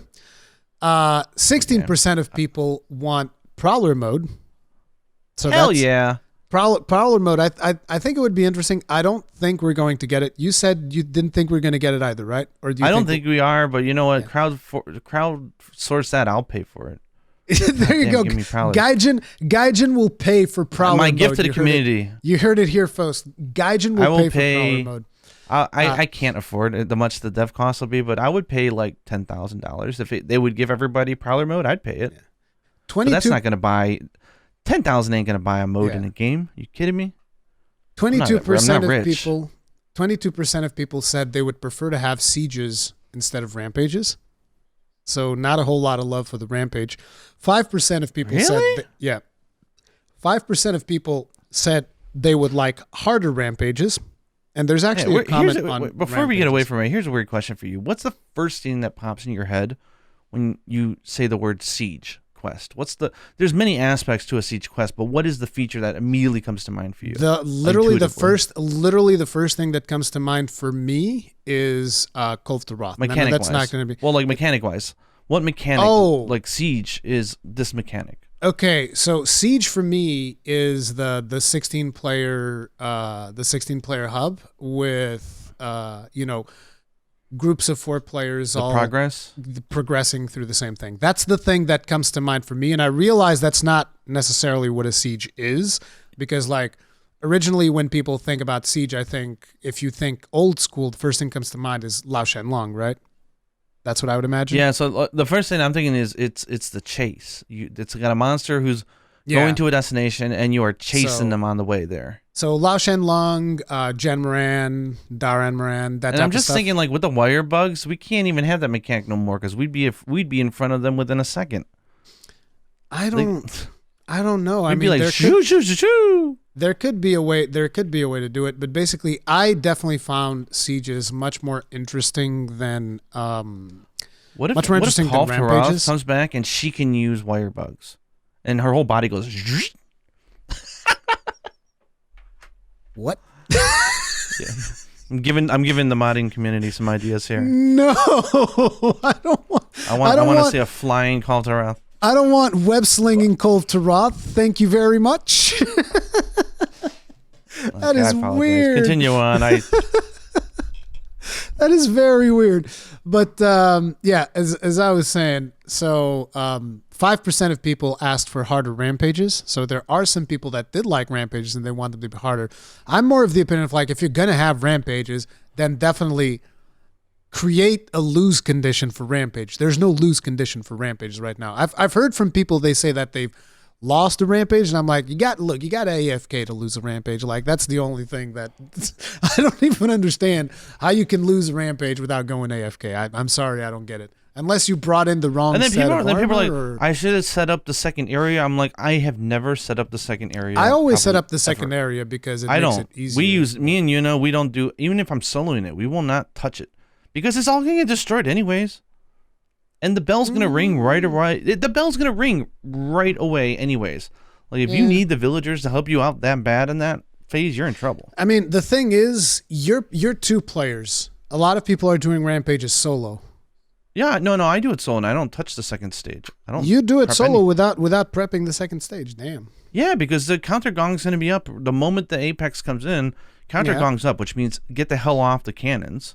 I mean, I'm not going to be in the cannons. I have the villagers there.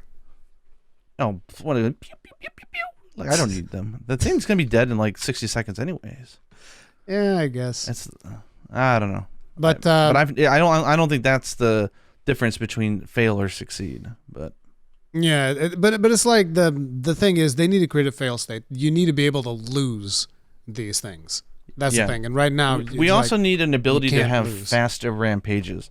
I want a really hard rampage that's not 3 waves, but like 2. But it's really hard. Yeah, because the 2 ones right now are like mega easy. It takes too long. Yeah, and they take too long. The 3-wave one, 4-wave would be way too long. Like, give me a wave, a one, like not a one. Well, even a 1-wave, really tough one would be fun. Something not too long, but really challenging. But anyway, so 5% of people said harder rampages, and then 50% of people said they wanted new switch skills, which new switch skills is almost like guaranteed. I just put that in there because I was curious to see. What do you mean? Not at the time you posted it, though. Did they show anything in the trailer? Because I don't remember. Like, no, they made a tweet. The director made a tweet saying they are preparing new switch skills and actions. Okay, so that's been confirmed. Okay, that's confirmed. We don't know how many. How many do you think it's gonna be? Like 1 per weapon or 2, 3? 4, I think 5? If they're adding switch skills, they'd need to get 2 new ones. 2? I think we should get 2 new ones per weapon. That would be the number that I would shoot for personally, but I'm not 100% sure if that's going to be the case or not. But yeah, we'll see about that. But yeah, definitely people, even back then, they wanted new switch skills more than anything else that I put on here. I realized that this is the reason why I didn't put endgame, by the way, guys, because I knew that if I put endgame, this whole thing would just be like 90% endgame, 90% to better endgame, and none of the other things would have get chosen. That's why I didn't give you that option, in case you guys were wondering. So now we're going to get into specific comments because we're kind of like also running out of time. This week's podcast is going to be a little bit shorter because, our schedules are a little bit hectic, so bear with us. But so the very first comment that I picked out was from Max Immus. So it's like Maximus, but it's spread. Max Immus. And he had like a really long comment, but I just picked the final part because that was the more interesting thing to me, which was, how cool would it be to have 4 hunters zip around huge monsters and attacking it everywhere? It'd be amazing if each monster had a few hard-to-reach places on which skilled wirebug users could land with some practice. There could be weak spots, rare material gathering points, or whatever. And this is combined with another comment from Hunter Gendo, who said, big friggin' monsters. That's all I want. There's been a lack of hunts like Yukonlos, Acantor, the Lamador, Gogmazios, Yama, Shen, Moran. Yeah. Darren Moran. That's the thing that me and Gaijin have always said. Give us Darren Moran. That's the one we want. And I totally agree. Can you being able to use a wire bug to dynamically land on something huge and then either mine it or hit it? Hell yeah. That would be fun. And Hunter and then it rolls and kills you. Hunter Gendo also says, this is the perfect game to have giant monsters in because of the insane mobility, the likes of which I doubt we'd see again. Because it is true. The wire bug is probably going to die with Monster Hunter Rise. At least I hope it does, because I would like to see them scale back on speed for the next Monster Hunter, but that's a different topic altogether. I want to focus on Sunbreak today, right? So what do you think about like big monsters? Right, just like having huge monsters. The Lamador Spectacle hunts, I guess I call them. Yeah, the Lamador is one that always comes to mind because I never fought a Lamador, right? Because like I told you, You never fought Delamador? No, because I didn't do G rank on 4U or whatever. That's where Delamador is, right? It's in G rank 4U. You got there in one weekend. You can do it. It's fun. Yeah, exactly. It's just really fun. I know I want to do it, but the thing is, I don't want to play it on 3DS. That fight would be amazing with wire bugs, but it would also be way too easy because it's already easy once you know the mechanics. But the idea, it could be easy, but that's fine. It's a spectacle. But I like the idea also. The only thing I could see as a possible downfall is the mayhem of not knowing what the hell's going on, and I love that about the big monster hunts. Yeah. And when you have a wire bug, you get a little bit too much power where you can observe, you can fly above it, you can go around it. But that being said, it would be fun. I think it's a great idea. Yeah, I agree. We need a spectacle hunt. I actually think when I saw these two comments, I was thinking, I think we need several big hunts. Yeah. Like give me like 10 or maybe even more than 10, like really, really big monsters that you can kind of just like, leap around. Like I keep going back to, you remember what I used to say about, what's his name? Not Zoramagros. Remember what I used to say about Zoramagros, about how, most players, they don't like the fight because don't even know, after a certain point, they just jump into the cannons and that's it.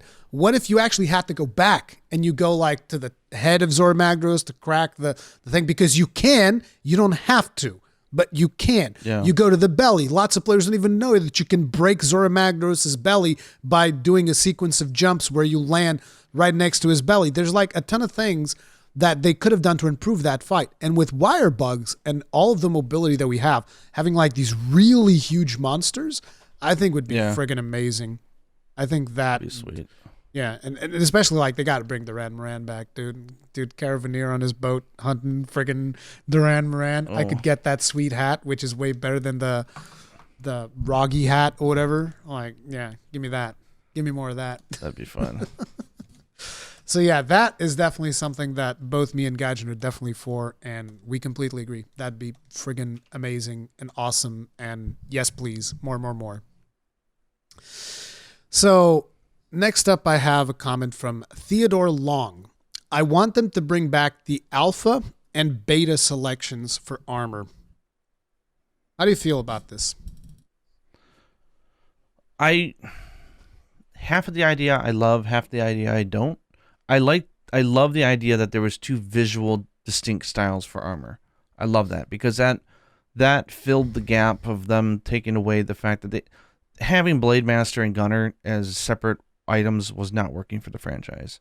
So they made a good decision to get rid of that. But they kept the one good thing, which was the difference in design. Yeah.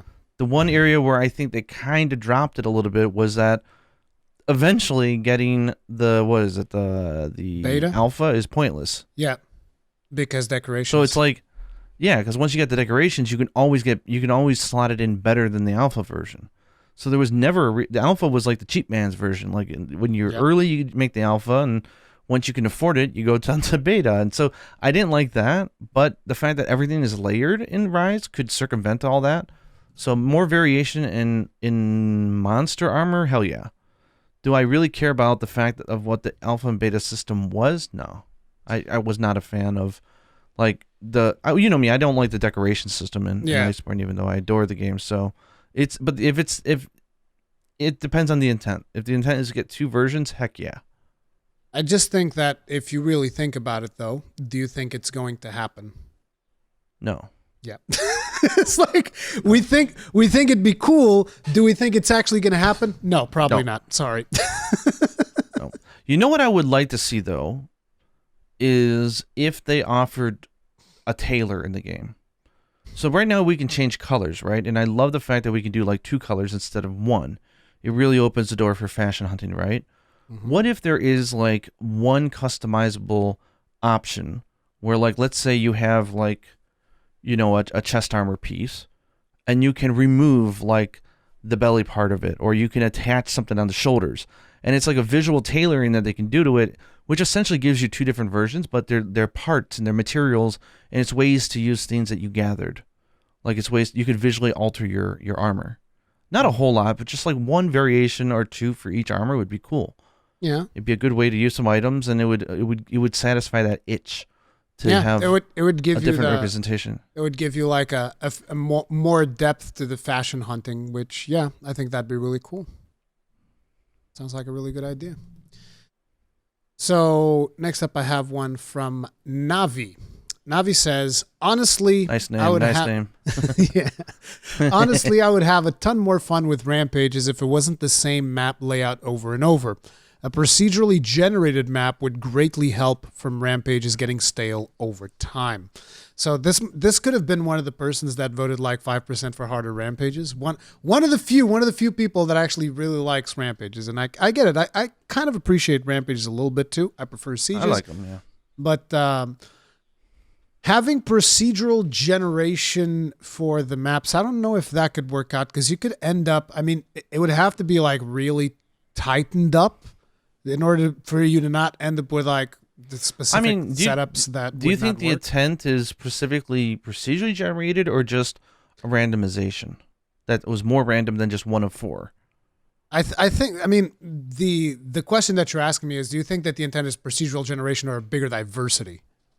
Yeah. Yeah. I don't know. I think bigger diversity is probably what they're going for, but they said procedurally generated. So if you just had like a bigger diversity, like how many map layouts do you even have in Rampages right now? 4, I think. 4? I mean, once you decide the first one, then the second map is set. So I think you have 4 variations. But it's like 4 and one of them, 2 of them are really good and 2 of them are shit, in my opinion. Okay. I hate the other 2. So it's like 4 complete map loadouts that you can have. Yeah. Yeah, because there's a rule, like you cannot have the wyvern split in both areas. So if you have it in area 1, then you're getting the counter, you're getting the Dragonator or whatever in area 2 and so forth. Okay. So, me and Yuna would re-roll, so to say, and check out and try to get Rampages that started with one of the 2 maps that we really liked. The one being the one where there's the big iron gate right when you enter. It's like an S shape where the monsters have to go through it. We love that map because it's always a fun challenge to say, can we beat? And that was the one they used for the one with Rajangs and Basil recently in the event quest. It was like the S-shaped one where you got the Dragonators at the side and the big metal gate in the middle.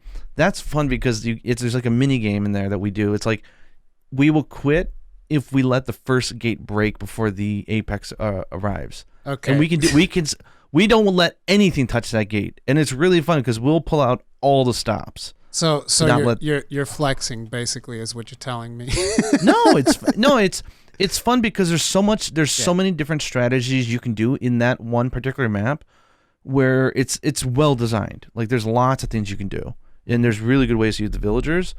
The other map we really love is the one that has the splitting wyvern fire in area 1. Oh my god, that is the dopamine map, because you get in there with like the in between wave 1 and 2.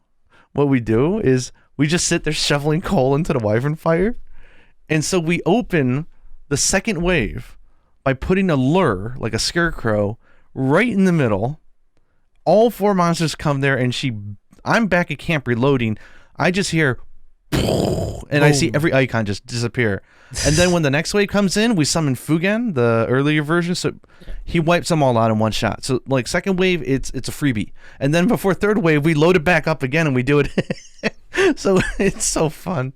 I think that a friend of mine used to do that a lot. The friend of mine that I got into the game, he would used to do that type of stuff a lot. But that one of the persons that I always saw doing that when I did play with him was Socks. Socks will always be the guy just like sitting at the friggin' thing, reloading, loading it up, everything, just like always using shovels. All for every glory. time. Yeah. It was really cool. But yeah.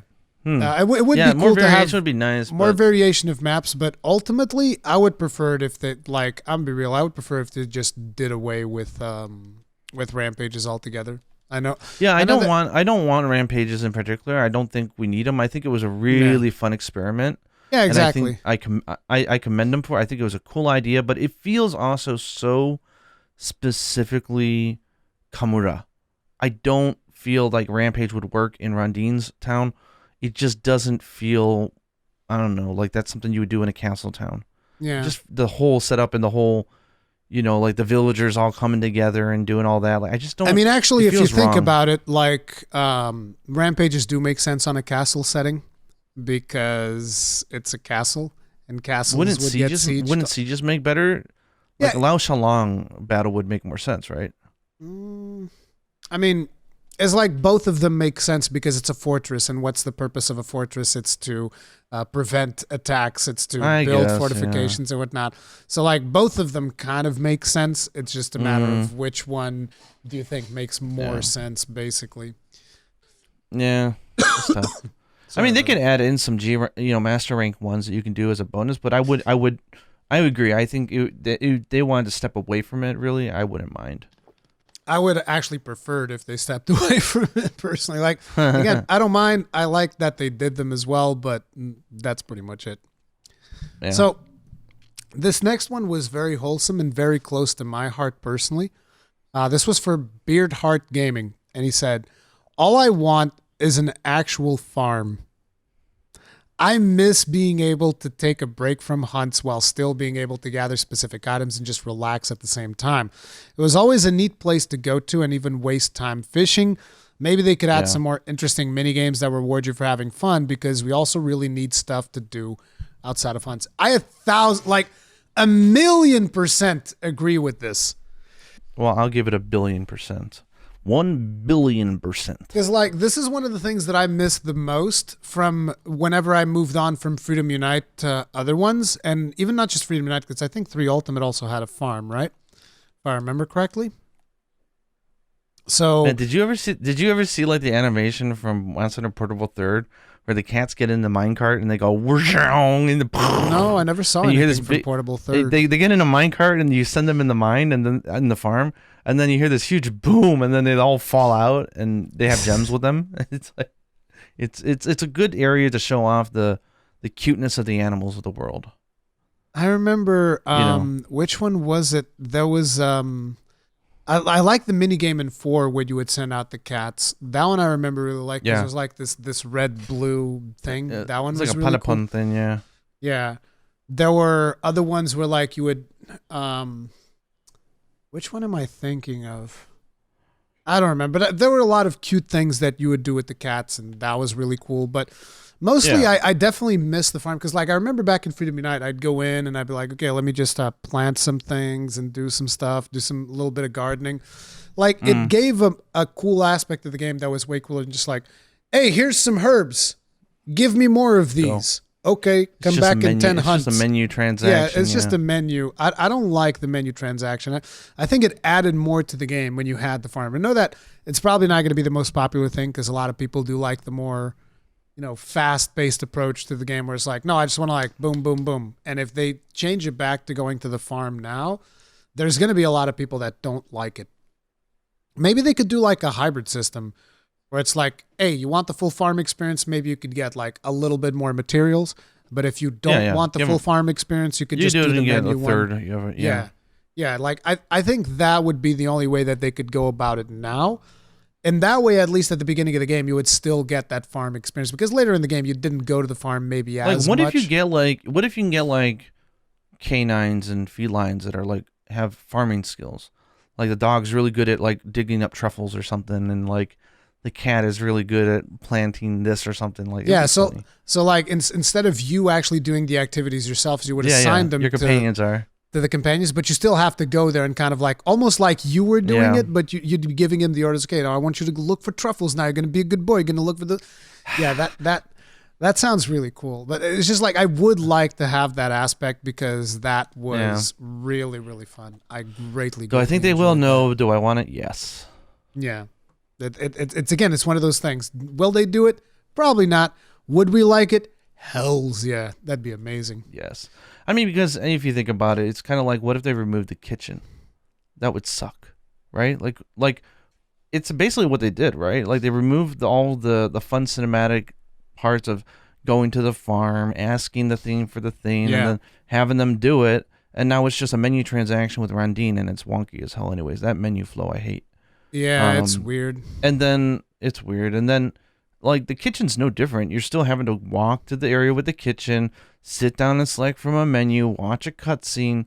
Like, imagine if they got rid of the kitchen. That would be the worst thing that ever happened. So, I don't know. I think getting rid of the farm was a bad idea. They could have streamlined it and kept the cuteness. We need. That would be so nice to be able to just fish. Can you imagine that? Yeah, be able to just like sit in a farm and fish. That would be cool. You can't do that anymore. But what if you got? What if you got like a boat? Like they had like when you went to like the fight against Nar, where you had the boats, right? What if they just had like a little scene where like as you like progress in the game, it unlocks areas and you can like boat over to like like the volcanic area, and it's just a static screen of you sitting in the background of the volcanoes there, and you're in the water and you're in your boat fishing, and it just allows you to select different areas you can go to fish. And you could get like in like different things. Like maybe you'd even be able to get a couple of armor spheres and whatnot. You can have like random shit happen, like a little like a god bug or something that flies by, and if you're really quick and you hit Y, you can catch it with the net or some shit. You could also see the like imagine if you had your palicos that you send over the what are they called, the meowcenaries. You would see them like actually fly by on their kites into the volcano, and maybe you would even hear like the roar of the monster that they were like. Maybe I'm going a little bit too in depth with that, but that would be so cool. It could be really fun. Like them just like going over to the volcano, and then you hear the roar of like, I don't know, friggin' I'm thinking about the what's the name? Magnamalo. You'd hear like Magnamalo's roar, like Rawr! Yeah. And they're just like, wow, wow. Like, that'd be cool. That's a really good impression. Oh. Okay, so next we have one from Tamamitsune fan. Not sure what Tamamitsune is. Do you know that? No. Tamamitsune is Mizutsune. Oh, that's the Japanese name. Okay, I didn't know that. Okay. It sounds like my daughter. Mizutsune fan says, what I would want to see returned in Sunbreak, however unlikely, are both day and night cycles and maybe seasons, something like it was in Monster Hunter 2. So we talked about seasons a lot in the last podcast and how that stuff worked. I think that seasons would be amazing, but if they do implement seasons, I don't think it's going to be in Sunbreak. No, I think that's a Monster Hunter 6 item. Yeah, I liked how they did the seasonal events in Iceborne. I really enjoyed those. Like, 3 weeks spring event or something in the hub. Yeah. Like they decorate it. There's special customization items you can get. I mean, that was cool. And, I don't know, maybe people didn't like it so much, but I always found the festivals really neat. I think that you're not going to see that in Sunbreak, because again, Sunbreak's more like the portable thing, so they don't want to have they don't want to have those types of events there. I think that again, the seasons, whether it's seasonal events or just like seasons themselves, they could potentially be implemented in Monster Hunter 6, but that's actually like a whole video onto itself almost, that we could talk about the seasons and how they could work and whatnot. But day-night cycles, I find it interesting that they bring up day-night cycles, because it's like day-night cycles are already in the game. Yeah, we were just talking about that, It's just, like I said, I think some people don't even notice that day-night cycles are there. Well, I think it needs to affect gameplay. I think that's what they're getting at, right? Which is what we were talking about earlier as well. It's like, it would be cool with these monsters that, like, if you could have these day-night cycles actually do something to affect them in a way, like, hey, this one's more powerful at night, this one's more powerful full moon, all of that stuff. Hell, you could have like special quests. Hey, you have to find this Lunogaron, but it's going to have to be during a full moon, so he's going to be like fully powered up, so you got to be careful. Like, stuff like that would be really cool. So, I hope they do that as well.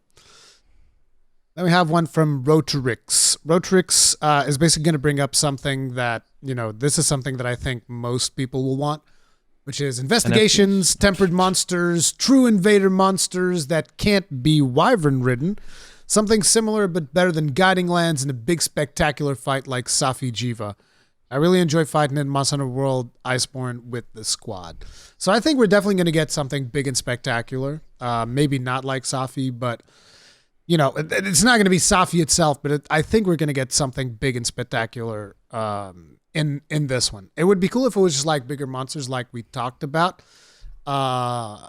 previously, like we using the wire bugs to get the bigger monsters. You think they wouldn't get rid of wyvern riding for Sunbreak? 1,000% no. No. So any monster What if that the comes what if the, in, what if the big monster? I'm just thinking now of yokai. What if the big monster is the blob, inspired by that? I don't know what the blob is. It's just this big viscous ball of slime, this huge monster, and just changes shapes and absorbs things, and just a big red glob. That feels like a little bit too alien for God Monster Eater? Hunter, maybe. I don't know. Two God Eater. I don't know. It God Eater feels 4. weird. But I personally would really love Investigations back, mostly because of the randomness of it. Because, you know, it was just fun to go on a quest and it's like, okay, this quest's got like a Rajang, Silver Rathalos, and something else that's hard. Good luck. Was this in the list? Because I never hear anybody mention this one, but I want Hunt-a-thons back. No. Nobody talked about Hunt-a-thon quest. It's for people who don't know, Hunt-a-thon quests were ones where they would say kill 2 or more of this monster, and it would just be a quest where they would endlessly spawn. So if you want to just fight like 7 young Garuga, you can do that. It would take a while, but Yeah. like, you know, once you killed 2, they would eventually pop out, and then you get, you know, it's a great way to just farm with other people and have a good time, and then, you know, farm for crowns, and then when you were done, you just deliver the ticket. And you're good to go. I want to see that back. I mean, the thing is, it's so fast for you to go in between hunts, and with the Hunt-a-thons, the way that the rewards worked in Hunt-a-thons, you wouldn't really know if you got the material. Right? I don't remember if they capped out or not, but it's like you wouldn't know. So like you would kill, let's say, 5 young Garugas, and you still wouldn't know if you got the material that you wanted. And I think that's probably why you're not going to get that, because They could have used the guiding land system. That solved that one. When you reported back in, like you saw what you got. Yeah. Right. Yeah. But I mean, anything that you would say guiding lands, I want that for all monster hunters forever. So it's like, if you just say the words guiding lands, I'm like, yes, more of that. Yes. Anything that resembles guiding lands. I loved it. I adored it. I know that was not for everyone, but personally, I greatly, greatly, greatly enjoyed it. So yeah, guiding lands, more of that for sure. And then finally, we have William Barefoot, and this is potentially the most important comment of all. He says, I want the full beard for character creation. They don't have one. Wow, okay.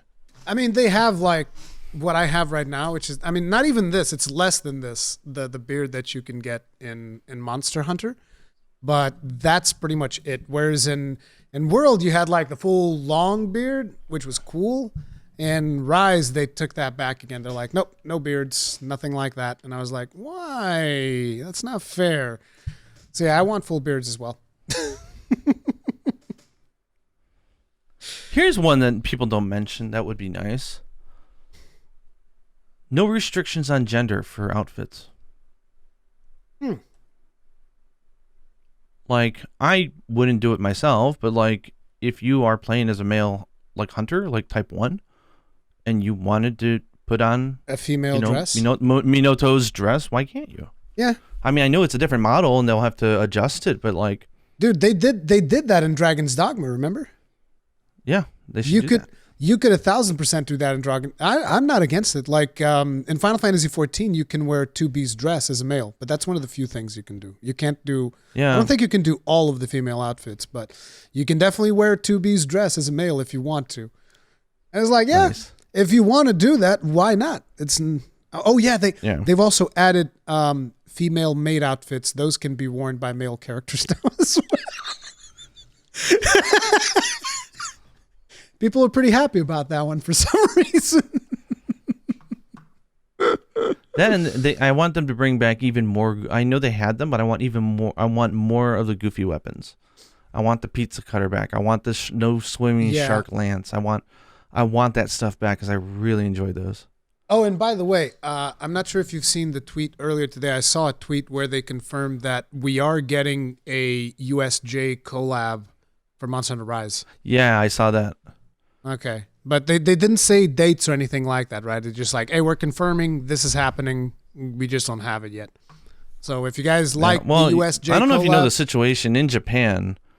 Like, we're not out of the blue, but our vaccination percentage went like really high. and our cases went really low. So now people are now tentatively in this country talking about, I think it's too early to talk about it, but they're all like, we're going to start opening up again. We're going to start bringing people back to the workplace. I'm like, it's too early. Oh, but I man. get it. There's like, no right answer. It's like the problem is this is never going to go away. This is a cold. Like, right? Yeah. It's a really strong cold that can kill you, but it's a cold. We can't get rid of it. We need to be able to live with it. And I don't think that we can't live with it if we're going to let it mutate every year. The thing is also like, I just don't think that intermittent lockdowns is the way to go. Because like right now, it's almost like governments are going like, we're turning it back on again, and now we're turning it off again, and now we're turning it on again. It's like, look, make up your minds. Japan has a bad history when it comes to like the travel restrictions, because they do knee-jerk reactions that are stupid. But as far as actual like enforced lockdowns, we never had one, ever. They can't. The government doesn't even have the legal power to do that. I think after the Second World War, they stripped them of the power. The people wanted to be protected from their own government. They're like, we're not giving them that much power, so like they can't. They'll just ask you very nicely to please shut down at 8:00. They even did. I ever tell you about this? They had a thing where they were asking pachinko, like gambling parlors, to please like close down because it's dangerous. And then when some didn't comply, they decided to shame them by putting their name on the news. But all that did was it just meant that everyone's like, oh, they're open? Shit, I'm going there. It created lines. Oh, no. It's funny, but anyway. Yeah, so USJ it will be interesting because if it's also it'll be an exclusive quest, of course, it always is. Yeah. People are generally really nice here in Japan and they'll host it. It's just the question is, can you find a room of someone hosting it long enough for you to collect all the pieces? No, but it's like I think considering that it was announced for in the oh, you're right. They never. It was announced in the International Monster Hunter account, so I would expect it to. Oh, you're right, because it's USJ, not US. Yeah. Oh, that's a good point. They Star said Night. USJ. It's coming back, boys. Get ready for Star Night 2.0. It's going to have every skill in the game. Maybe. We'll see. Oh, wow. Okay. Interesting. Because I know what they announced the event that they're doing over there. It's a VR experience this year. Yeah.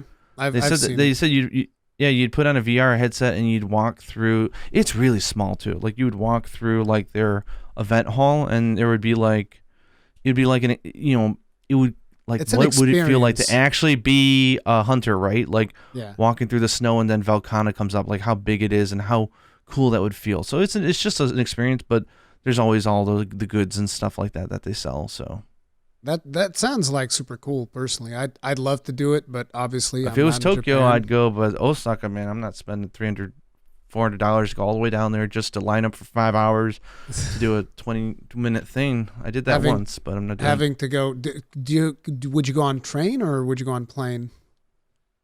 Bullet train. Okay, bullet train. So that's not that bad. If it was like, oh, this involves an airport trip, it's like, oh hell no, I'm not going to airports now, dude. That's crazy. That is insane. No.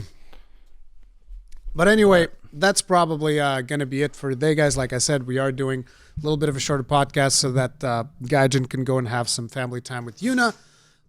And I'm going to go and edit this so that I can bring you this episode hopefully today. We shall see how that works out. But yeah, that's going to be it. Thank you all very much for watching. If you guys enjoyed it, hit it up with a like. If you did not enjoy it, hit it up with dislike, although unfortunately it's not really going to matter anymore because YouTube removed your ability to actually show your dislike for videos. The bar is gone forever, which kind of sucks, but it is what it is. Engage, all that, share with your friends. We'll see you guys in the next one. Stay strong, stay safe. And Rondine's sister is mine. You wish. I called dibs. She's instantiated. You can all have her. You can't call dibs. That's not. I'm cutting this off. You got to include this part in the. You got to keep. I will, but I'm cutting this off.